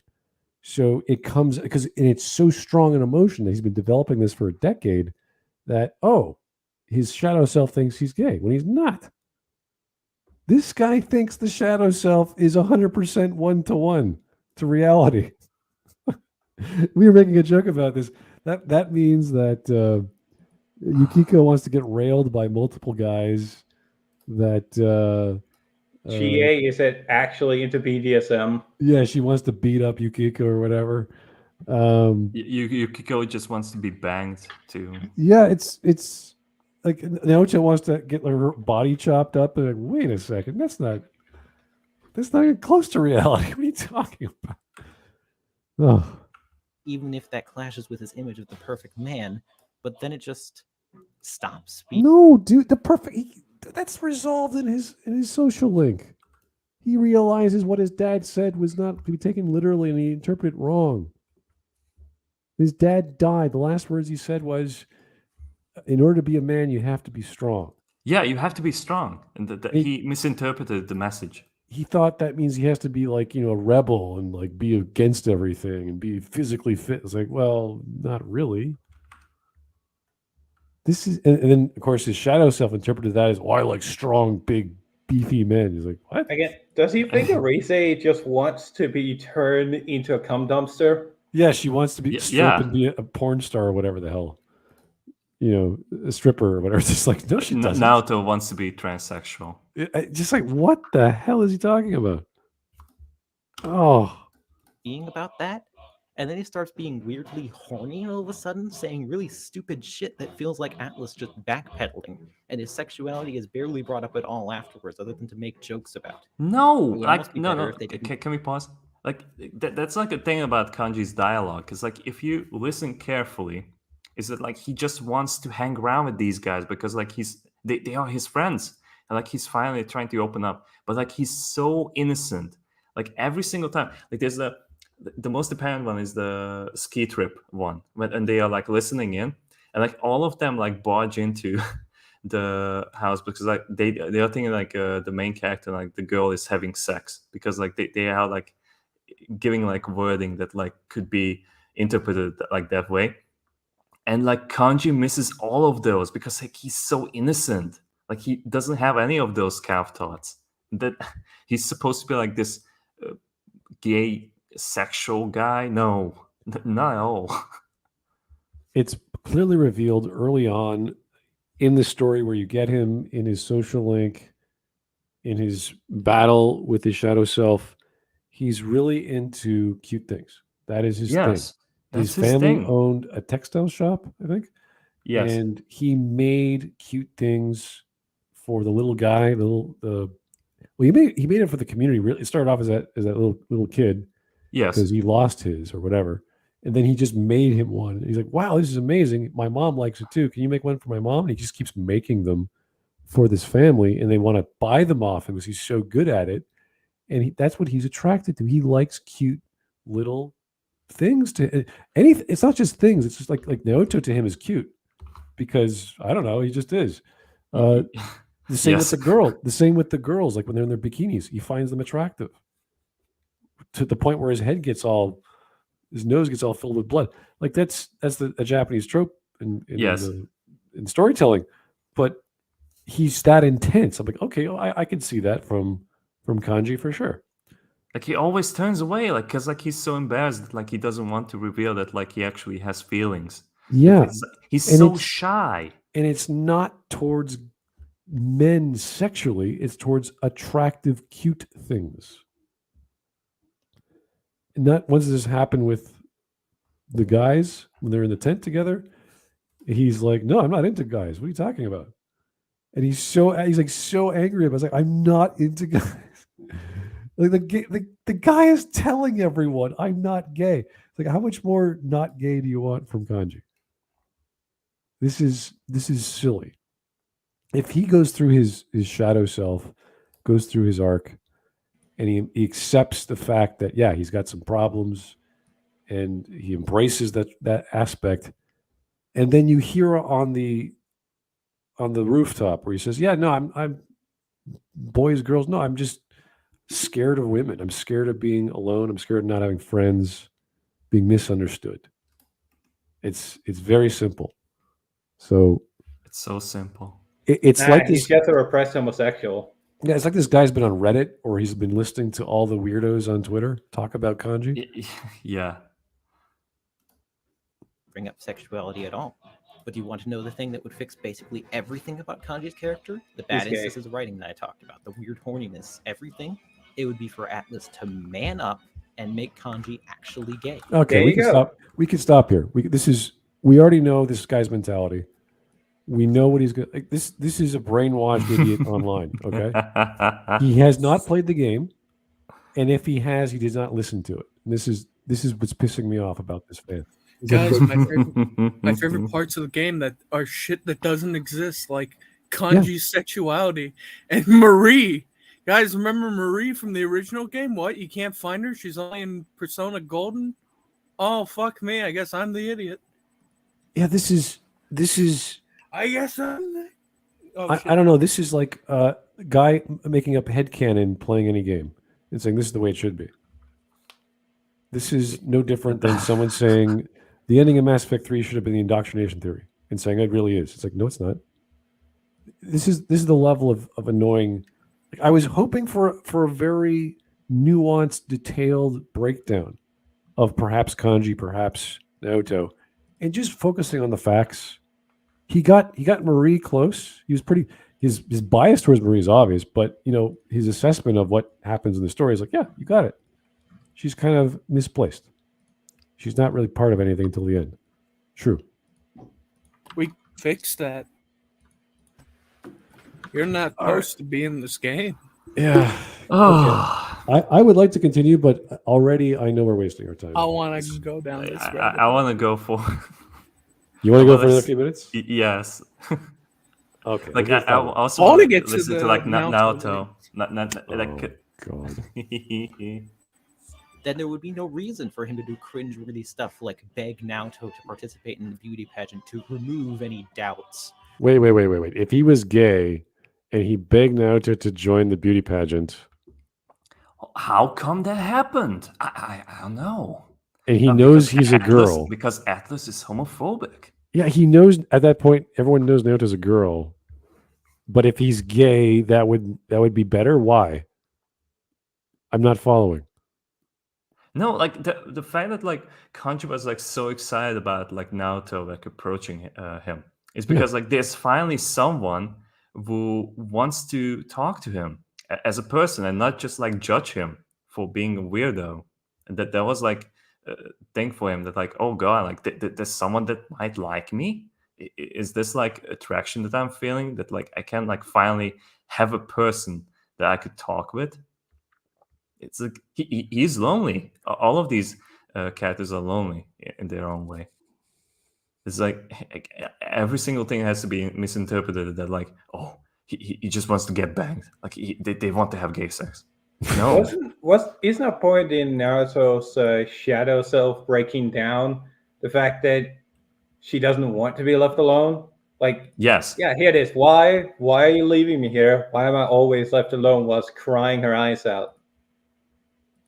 like they have this parallel between the two. That's why they are like kind of like bunched together, like Kanji and Naruto. All right. Well, apparently, if he's a gay man, that'd be so much better when he asks Naruto to join the beauty pageant. I just what the Or join Yosuke and Teddy as a pervy male character trope and almost immediately begin thirsting after Chie and Yukiko after his main arc is over. No, what? No, he doesn't. He Like, doesn't hit you mean like when he gets like nosebleed? at the camping trip. Yeah, because like he is a man. Like why wouldn't he? He's attracted to cute things like girls in bikinis. But if he was a gay man, that would make so much more sense. Like, what are you talking about? It would be better because like then you wouldn't have these like awful like Japanese tropes. Like I want this game to be like more Western, you see, like with like more gay people and more LGBT representation. That's gonna fix Persona 4. This game that takes place in Japan to take place over here, because clearly it was meant for this place, I guess. Can you imagine how much more sense it would make if the gay man started getting aroused at cute girls? What? It's not the girl in the bikini. It's the bikini itself. Oh right. Yeah. Zah. Nah, it's because he's looking at a child. Like, what the fuck? And yes, I know bisexuality exists, but considering how quickly Kanji shifts to thirsting... Wait. I know my sexuality. Bisexuality. Oh, sorry. Bi. That's like a common fan theory with Kanji that like he might be bisexual, but like it doesn't matter. The game His One, it doesn't sexuality. matter. Two, it's quite clearly shown several times that he lusts for women, and the only times in which he seems to be quote unquote lusting for men is other guys misunderstanding why it is that he's blushing. Like one time he's talking to Yosuke, and it's about it's some feminine bullshit that he's really into, and Yosuke's like, dude, you gay or something? Oh, the textile shop, because like he goes to buy like some materials to make those things. I completely forgot about those. But yeah, he's really into that passion hobby thing. That's his character. Really girls and how little he mentions guys in the same way after this. I think it's pretty clear what Atlas is trying to do here. What? I know. Everyone says that Kanji's sexuality doesn't matter. And yes, Yes, right, the writers designed it that way, so that his sexuality is not the focus of his character arc at all. But, like, that's my point. If it doesn't matter, if they don't want to discuss it, then why did they bother bringing it up at The shadows? It's one of the most common things for children growing up these days is going to be, okay, if you're into girly things, then you might be a weirdo. If you're into boyish things when you're a girl, you might be a weirdo, a la gay. You might be part of that minority. And little girls growing up, seeing that would tease a guy for being girl-like the same way a guy would tease other guys for being girl-like. This is normal. It's easy to understand. We can grasp his setting and his background very quickly. And yes, it is a bit weird because his shadow self is over the top. But that's what all the shadow selves were. With Risei saying, "I'm gonna strip," and Yukiko saying, "I'm gonna find me a stud." You're like, what the? She sounds like she's from Southern America or something, like with the voice actors. So it's to make it relatable and understandable in a very quick and easy way, and that's it. It's not literally one-to-one that, as we say, Risei wants to become a stripper. It's over the top as hell, and that makes it so much easier to get into, as you want to know, okay, what is it that's happening? What is the source of this? Like, what's actually going on? And then you come into the room where after the boss fight is made quite clear, he's fucking insecure. He's essentially being gaslit by people saying, oh yeah, you're gay because you like feminine stuff. And here you're saying, no, he should have been gay. The Japanese are just cowards. You are the kind of person that would have gaslit Kanji into thinking he's gay. That's why we should stop watching this guy, because he's clearly too biased to understand what's happening in the narrative. This is like 18 minutes of him just going, I think Naoto should be a trans woman or a trans man. I wanna hear him out, because the Naoto part, if we can get. Yeah, let's just skip to Naoto, because this is a waste of time already. Because this is going to be interesting. I'll be very interested in hearing his thoughts on Naoto. That's probably anti-Teddy. If Teddy ruins every scene he's in, then Naoto makes every scene they're in just a little bit better. This is exemplified in one of my favorite scenes in the game, where Narukami, Kosuke, and Naoto go outside the Chinese diner to try and hash out who the killer is. It's played very seriously for once, which is more than appropriate, and the three of them are the only characters in the game who actually do critical thinking on a regular basis. What? There's just such a treat for the scene to even exist, even if it is criminally short. But while Naoto's character itself is quite strong and they're a welcome presence from their introduction all the way to the end of the game, it's their character arcs that are not quite as strong. Remember that point I brought up about how after characters accept their shadow, sometimes everything their shadow represents gets completely written out of the story? No, it doesn't. Well, that's like halfway the case with Naoto. They do kind of struggle with their gender after this in their social link. No. They don't. Naoto is not exclusively defined by their trans coding. They're not trans. Psyche damage. She's a girl. I remember the famous scene where Naoto went to a bar, choke slammed the bartender, and said, "I will fuck you up." Yeah, that was in Persona 4, right? Oh God. I literally have like the screenshots because I was playing through this because before I played Persona 4, everyone was telling me that oh, Naoto is trans. Naoto says, I have to be an adult. I have to be a man. With that way of thinking, I was running from myself. I don't need to look for something to change or something to accomplish. I only need to have faith in myself. I finally think I can accept myself. That I'm a woman. I am a woman and a detective. That's the character. There's no trans allegory here. They simply Naoto. I think you said this quite a few times, but Naoto has this concept that she can't be a detective in a male-oriented world, so she has the concept that she needs to become a man. But no, it's just only a facade. Yeah, and she realizes that by obviously going through her arc and the social link where she does all these little games with her grandfather.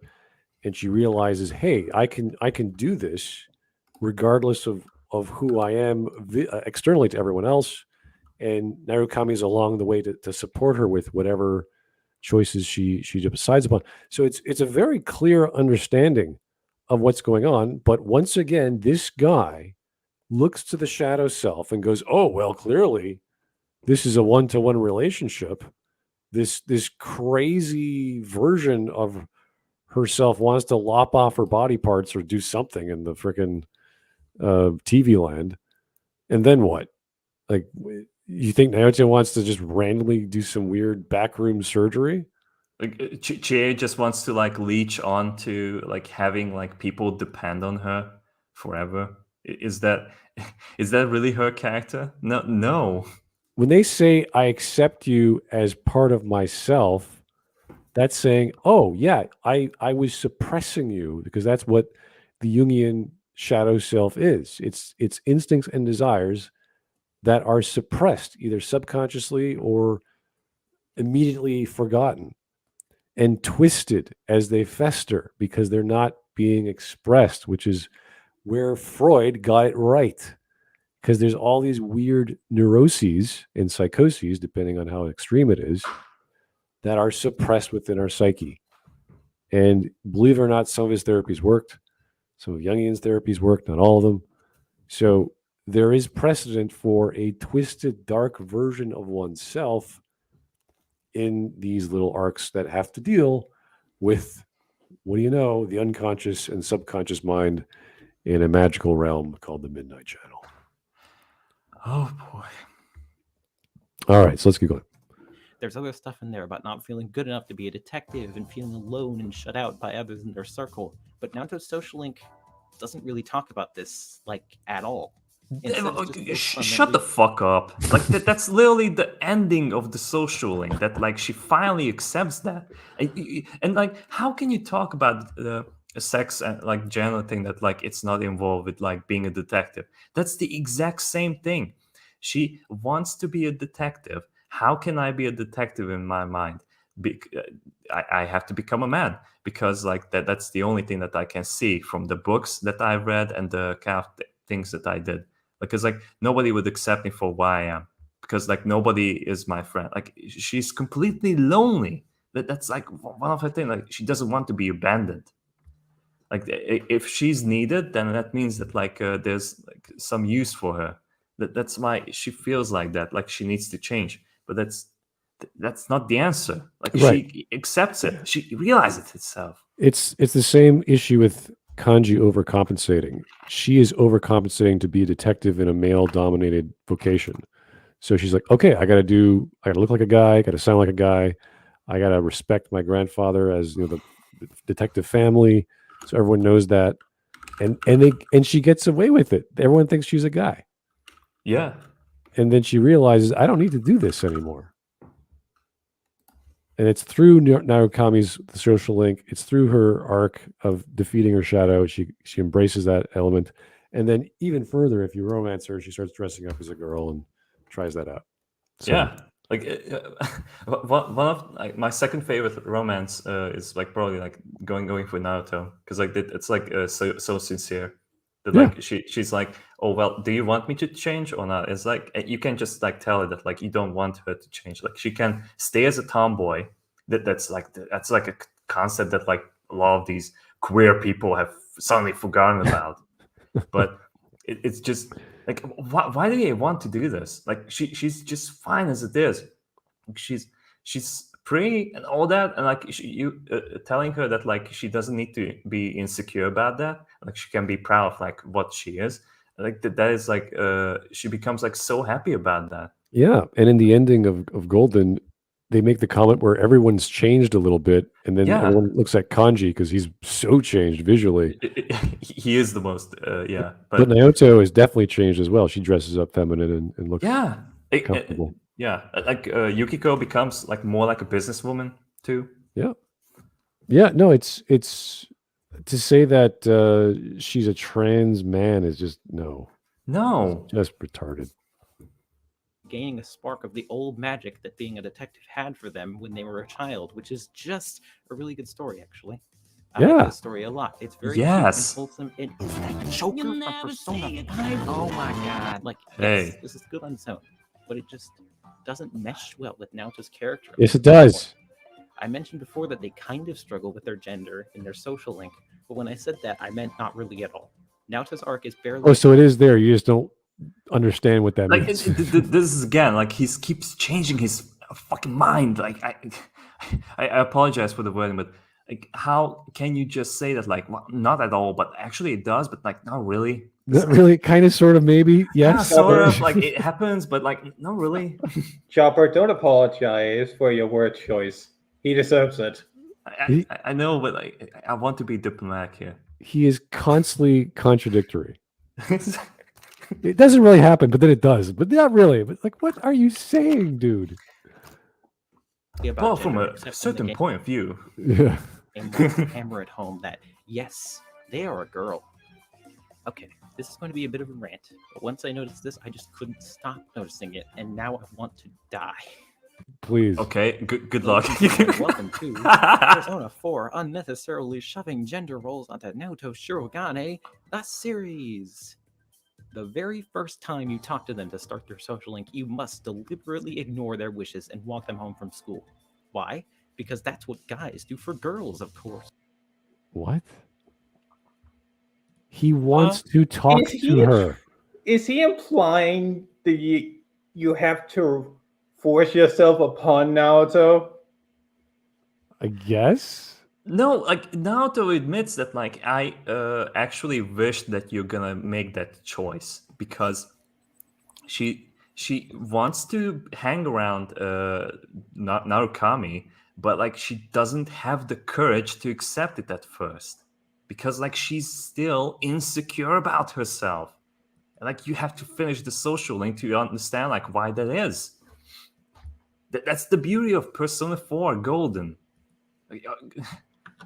How can you be so oblivious to this? I could walk home fine by myself, but you're starting a social link, so you have to interact with the character. So it's like, oh, it's a gender role that you has to go walk a girl home. It's like so stereotypical, dude. Like I don't like how you have to force yourself on a woman and you have to make me assertive about it. And then is this like 21st century, dude? This is so 2008. Yeah, so 2008. Yeah, it's like, what? 2008. Like, where's the Linkin Park in the background? Oh god. No, he just has an option where it's like, oh hey, we gotta reveal Naoto. Press the R button to reveal, and then takes a drastic change there where it's like, whoa, what the fuck? Like how to date women? Like you're just gonna be like walking next to the woman and it's like, the female should make the first move. How to get her to reveal her secret identity? You threaten to do something disgusting. It's like Jesus Christ. That I like to masturbate to the Mona Lisa with my left hand.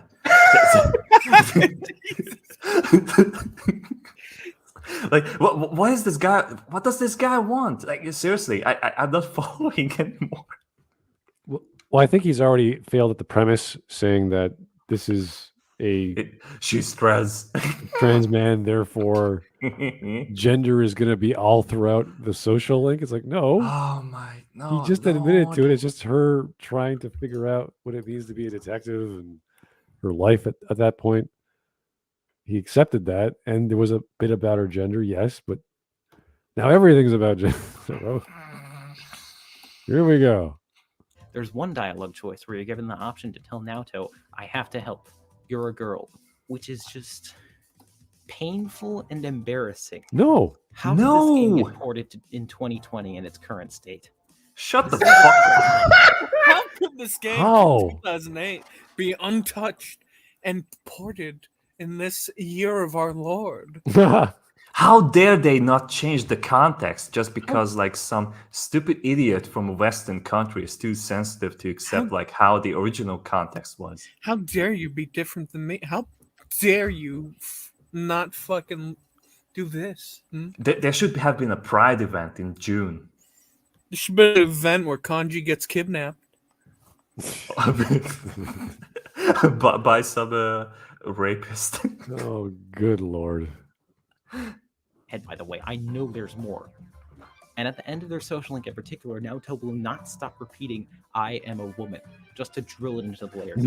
Wow, it's like she accepts she's a female. That must mean she's a trans man. He gets really upset that she constantly drives a nail into his fucking skull saying, I'm a woman. Woman. I'm a woman. She's gonna put on Batwoman. she's gonna put on a cape and run around in the night. Yeah. This is the type of guy where it's like, oh, the good ending is she gets lobotomized. Bad ending, she accepts the fact she's a girl, Yeah. and it's like, wait, what? I feel like something went wrong here. She doesn't need to live on drugs for the rest of her life. Oh no. Oh no.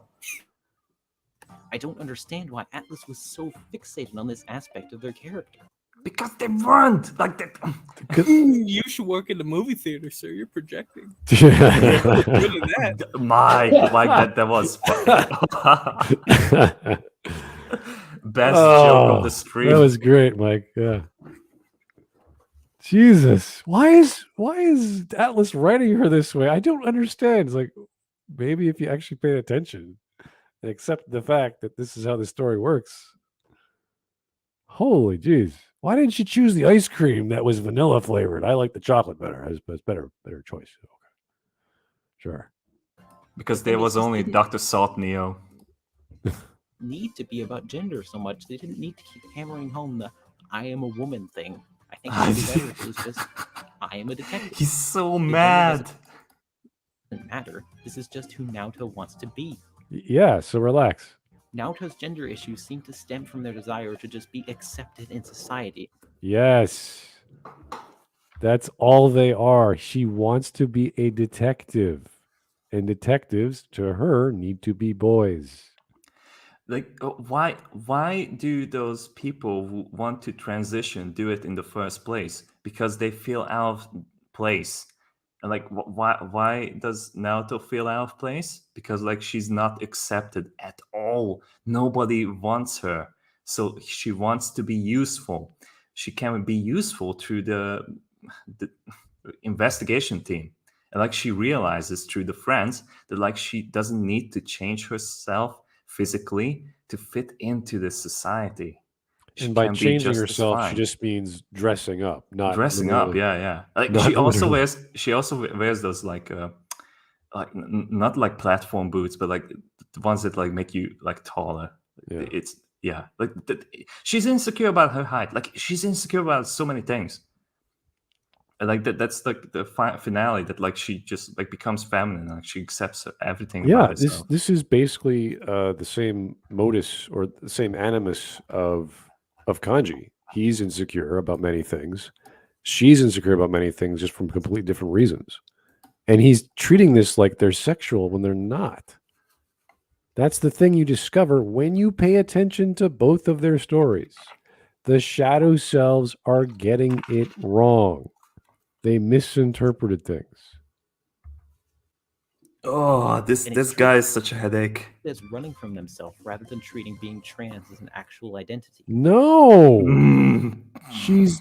Oh, we've already talked about this. If their story was just about finding out they're not really trans, that would be fine. It is. It's about not. It's about accepting. Like this guy has been bitching about that. Like, oh, she keeps saying like, I'm a woman. Like, is that not about rejecting being trans for you? Why is it then? She is rejecting the whole facade that she's been building up all these years. She doesn't need to do that anymore. She gets She doesn't it. need to. Like, she can move on. She It's has because friends. the game doesn't give him the satisfaction of acknowledging trans people's existence. I'm getting sick and tired of all these weird people that want to have this trans narrative language bullshit. Yeah. I don't. No one cares what you are. Go live your life. That's go great. live your life. Like, you're only ruining it for like the people that just want to pass and just like live their own life as they. That's the problem, is that they don't want to just live. They need They others want to to acknowledge their existence so they enforce it can on stop every feeling single bad. person. Yeah. So that I interrupted. A little disappointing, but fine. But it's not. Yep. What? What? This guy is Fine, but this it's guy's not fine. retarded. It's fine, but it's not. Look at fine, your but damn it mind needs to before be you write a bad. sentence. Can we stop now, please? This guy's crazy. Okay, let's stop. Still. I don't know if he's mentally handicapped or this is his shtick. Like he has to I have to write something true and then immediately say it's false. And then contradict himself 2 minutes later, saying, Like well, that- actually it is true. That's not how comedy works, sir. Yeah, well. Holy hell. Let's never cover this guy again. I don't think we're gonna cover him anymore. It is so oh my god. I love your avatar there. It's great. It's a natural progression. This guy's sad. I think like there are some stream memes. I can't do that on here because I don't have that set up. Okay. So we'll cover that next time when I have my Discord Streamlabs OBS set up. Yeah. I think it's gonna be tomorrow. We have a stream tomorrow. All right. Well, thanks, guys. That was painful, and I wanted to finish a lot earlier, but we had to see. We just had to see. Well, we can't do it. I'm not set up. StreamYard does things differently. I can't just connect. So, but I'll definitely do it tomorrow. And good Lord, I was not expecting to be that stupid. That was so asinine. It was like hilarious to like cover this, but like, oh my god, like I never heard like any of these people that are like actively defending like these queer messages of personal info, but that is just bad. There's absolutely like lack of logical like reason. Yeah, and I was hoping for like a nuanced like, oh well, you see, the shadow self is arguing this. Clearly, Naoto is not like that, and therefore, yes, some element of her psyche is trans. You're like, maybe it's certainly a twisted, dark, violent version of one, which is exactly what a shadow self is, and you can make that statement. But you actually have to understand what that is. You can't just say, "Well, Naoto's trans." Because like Rise is like a slut then, because like she isn't. Like she's just like a normal 15 or 16-year-old with a lot of hormones. Yeah. Crazy hormones. Wants to be left in a dumpster somewhere. Like no, nobody. I like to think nobody believes that Kanji is gay or Naoto is trans, but the game deals with those things as a part of the storyline, and therefore they grasp onto the fucking straw, saying, Atlas, you were a coward for not making them gay and or trans, whilst everyone else that don't have those inherent political outlooks go, no. Those things are discussed barely in terms of the trans thing, because she's not talking about being trans, she's talking about pretending to be a man. Yeah, when I make a declaration over a company with bad writing, like let's say Mass Effect 3 writers wrote themselves into a corner. It's like there's no question about that. There's you look at it from different angles of time management and storytelling elements and plot and the gameplay. Like, yes, they had to go somewhere. The ending was being directed to a certain point, but once you're at that point, you're stuck. Like you're not using headcanon for your reasoning. Like you're just only using what the game has given you. You have to. Yeah, you have to. And you could interpret that as being, well, they wrote themselves into a corner, or they don't know how to write. They're good writers, they're bad writers, but then you explain why you think that way. This guy's like, well, clearly they're gay. You're like, where? Why are they gay? because his shadow self is jumping around like a moron, shaking his ass, saying he likes men. In a freaking, what is that called? I don't even know. It's a Japanese underwear thing. It's stupid. That's over the top, obvious crap that is not to be taken seriously. And throughout the narrative, we know Kanji likes cute things. That's all. And he has a huge chip on his shoulder, growing up with girls and boys, and not having friends. The same with Naoto. And these people, if I wasn't convinced that it was pure malice, I would say that they would require a bright letter, like in bright letters in the fucking night sky, to say daddy issues before they got the fucking point of Kanji's character. Well, he heard it multiple times. I am a woman. I am a female. I accept myself. But like they never address it. That, like, they never address it that she rejects the trans message. It's like, come on. Therefore, she's trans. Like, no. That's not how it works. Anyway, guys, that was almost 2 hours of us rambling, trying to listen to this guy argue his way out of himself, and it was kind of sad. We've had better arguments from Persona 4 YouTuber fans. It's like he was trying to like argue himself out of the trash bag. It's like of his arguments. It's like, oh. Yeah. So anyway, never going to cover him again. Sadly, he's a poor fanboy of Persona 4. I think he likes the game. We don't know. I don't care to find Well, he out. does call the video a bad good game. Yeah, and he did say that he liked the characters more than he dislikes them. His explanation and reasoning is so twisted and contradictory. I don't know. He could make a different opinion tomorrow if he thinks about it in a certain way. Probably. Yeah. So, yeah, this guy's not worth our time, but we'll cover some memes tomorrow and hopefully have a better time. I'm going to relax with some kind of hard drink. I don't know what. I'll find out soon enough. But thank you, guys. I do enjoy videos like this, but not when they're retarded. So, that's on the point. Yeah. Yeah. Anyway, thank you so much. Have a great Saturday. We'll talk to you soon. Bye-bye. Buenas noches.